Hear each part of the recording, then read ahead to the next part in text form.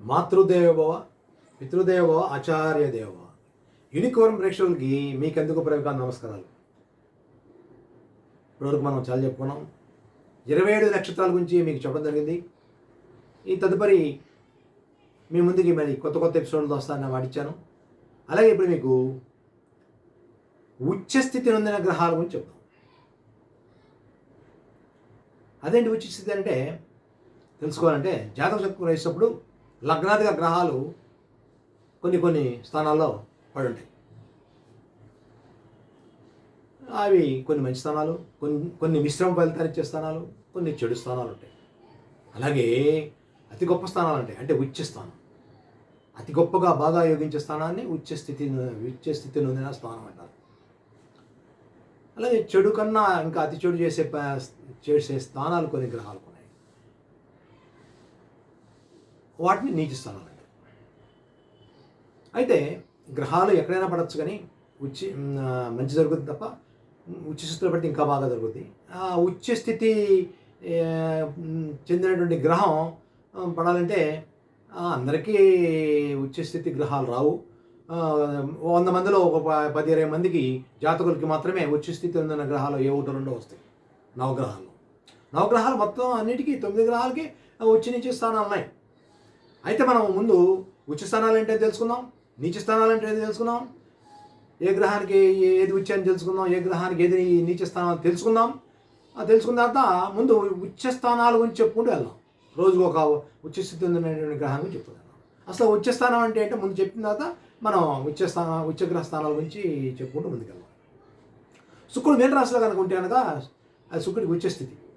రవిగ్రహం మేషంలో కనుక ఉంటే కనుక అది రవికి ఉచ్చస్థితి. చంద్రుడు వృషభ రాశిలో ఉంటే కనుక అది చంద్రునికి ఉచ్చస్థితి.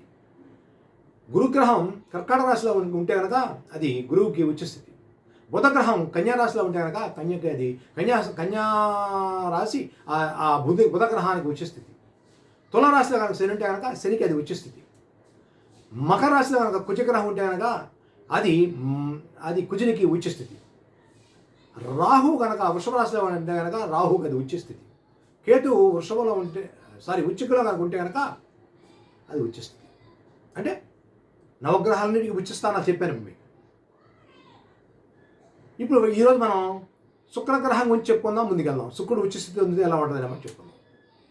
చాలా ఆసక్తిగా ఉంటుంది. అసలు శుక్రుడు ఉచ్చస్థితి నొందినటువంటి శుక్రుడు ఏ జాతకంలో ఉంటే 12 లగ్నాలకి శుక్రుడు పడవచ్చు. కానీ 12 లగ్నాల్లో 12 లగ్నాలకి సంబంధించినటువంటి జాతకులకి ఇది ఉపయోగపడదు. కొన్ని లగ్నాలకు మాత్రమే అది ఉపయోగపడుతుంది. అది మిథున, కన్య, మకర, కుంభ లగ్నాలు అయి ఉంటేనే శుక్రుడు బాగా మేన రాశిలో కనుక కూర్చుంటే బాగా యోగిస్తాడు. అసలు ఒక మాట చెప్పాలంటే శుక్రుడు కూర్చున్న ప్లేసు ఉచ్చస్థితి అని మనం చూస్తున్నాం తప్ప అది గురుగ్రహం ఇల్లు. గురుగ్రహం ఇంట్లోకి వచ్చి శుక్రుడు కూర్చున్నాడు. గురువుకి శుక్రుడికి పడదు. గురువు యోగి అయితే శుక్రుడు భోగి. గురువు దేవతల గురువు బృహస్పతి అయితే శుక్రాచార్యుడు రాక్షసుడు. వీళ్ళిద్దరికి పడదు అసలు వసుదా. జ్యోతిష్ శాస్త్రరీత్యా ఈ గురు శుక్రుడికి పడదు. కానీ ఇటు గురుస్థానంలో శుక్రుడు వచ్చి కూర్చోవడంలో అది మీనరాశి అవడంలో అది శత్రుక్షేత్రం అవడం వల్ల కొద్దిగా చంచల స్వభావం అనేది ఉంటుంది అన్నమాట చెప్పడం జరుగుతుంది.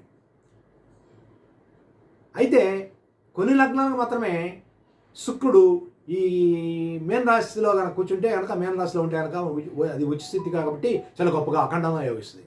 మిథున, కన్య, మకర, కుంభ మిథున, కన్య, మకర, కుంభ లగ్నాలయుండి శుక్రుడు మేన రాశిలో కనుక ఉచ్చస్థితి పొంది ఉంటే అఖండముగా యోగిస్తాడు. జాతకుడికి బాగా యోగిస్తాడు. ఏంటి? మిథున లగ్నం అయితే, కన్యా లగ్నం అయితే, మకర లగ్నం అయితే, కుంభ లగ్నం అయితే అట్టి శుక్రుడు కేంద్ర కోణాధిపతి అయ్యండి, అత్యంత శుభుడేయండి, రాజయోగాన్ని ఇవ్వడానికి కారకుడైనటువంటి అట్టి శుక్రుడు కనుక మేనరాశిలో వచ్చి కనుక కూర్చుంటే అత్యంతంగా అఖండముగా యోగిస్తాడు. ఏ విధంగా యోగిస్తాడంటే మంచి వంశంలో జన్మించేవాడై, శ్రీమంతుడై, జీవితాంతం తన కనుక వస్తు వాహనాలతో విరాజుల్లో వాడే గొప్ప స్థితి కలిగి అనేక వాహనాలు కలిగి అనేక స్థితులు కలిగి మంచి వంశానికి పేరు తెచ్చేవాడే ఉంటాడు. అందరికీ మంచి చేస్తాడు, సర్వజన ప్రియుడు అంటాడు, సంఘంలో మంచి పేరు ప్రఖ్యాతులు ఉంటాయి, దేశ విదేశాల్లో కనుక మంచి పేరు ప్రఖ్యాతులు కలిగి ఉంటాడు. అలాగే మంచి శుక్రుడు అసలు ఉచితంగా ఉంటే కనుక ఆ జాతకుడికి భోగత్వం ఎక్కువ, స్త్రీ సావసాలు ఎక్కువ ఉంటాయి, స్త్రీలను వశీకరించిన శక్తి ఉంటుంది, వశీకరణ శక్తి. అలాగే స్త్రీలను ఆకర్షించేవాడే ఉంటాడు, ఆకర్షించే గుణం కలిగి రూపురేఖలు కలిగి అంత అందం కలిగి ఉంటాడు, దేశ విదేశాల్లో మంచి పేరు ప్రఖ్యాతులు తెచ్చుకుంటాడు, ఎక్కడికి వెళ్ళినా తందే నెంబర్ 1గా ఉంటాడు, అఖండుడై ఉంటాడు అన్నమాట, కుమార్తె పాడు అఖండుడై ఉంటాడు. అలాగే శుక్రుడు ఉచ్చస్థితి ఉన్నటువంటి శుక్రుడు ఉన్నప్పుడు జాతకుడు పుట్టుంటే కనుక స్త్రీ సావసాలు అనే మాట ఎలా చెప్పాను. అయితే ఈ శుక్రుడు ఉచ్చస్థితిలో ఉన్నప్పుడు పుట్టినప్పుడు ఈ మిథున కన్య మకర కుంభ లగ్నాలు అయి ఉంటే కనుక ఆ శుక్రుడు ఉచ్చస్థితి ఆ లగ్నంలో కనుక శుక్రుడు ఉచ్చస్థితిలో ఉంటే కనుక రాజకాంతలతో రమించేవాడై ఉంటాడు, రాజకాంతలు కోరుకునేవాడు. ఎటువంటి స్త్రీలతో దారిపై స్త్రీలతో తిరగడం, గొప్ప స్త్రీలతో రమించేవాడై అనమాట. అంతటి శుక్రగ్రహంగా అంతటి మంచి వస్త్రాలు ధరిస్తాడు, మంచి రూపురేఖలు కలిగి ఉంటాడు, ధన కనక వస్తు వాహనాల పట్ల మక్కువ కలిగి ఉంటాడు, మంచి రూపవంతుడైన మాట మళ్ళీ చెప్తాను. అలాగే వస్త్ర పూమాలికల పట్ల ఆసక్తి ఉంటుంది, సుగంధ వస్త్ర పూమాలికల పట్ల నాణ్యాల పట్ల స్త్రీ ఉంటే కనుక ఆసక్తి కలిగి ఉంటుంది, అంత గొప్పగా ఉంటుంది అన్నమాట, మహారాణిలా ఉంటుంది అన్నమాట.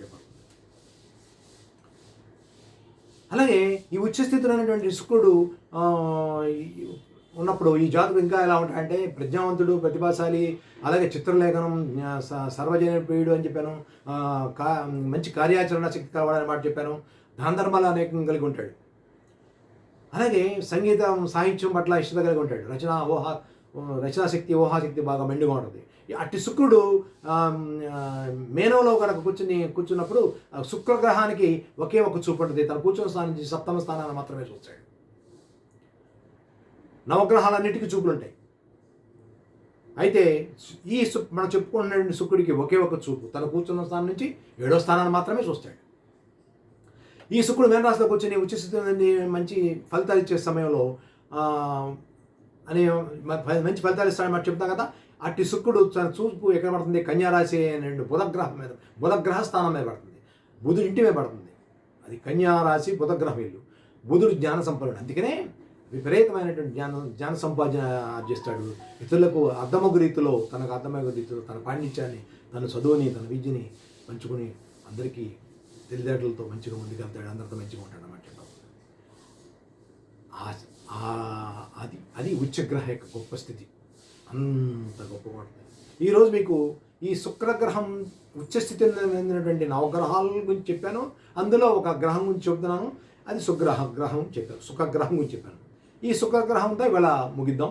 రేపు రవి ఉచ్చస్థితి గురించి చెప్పుకుందాం. అప్పటి వరకు మనకు రవి గురించి ఉచ్చస్థితి చెందినటువంటి రవి గురించి చెప్పుకునేంత వరకు మనం కొద్దిగా విరామం తీస్తున్నాం. అప్పటి వరకు మీకు నా నమస్కారాలు.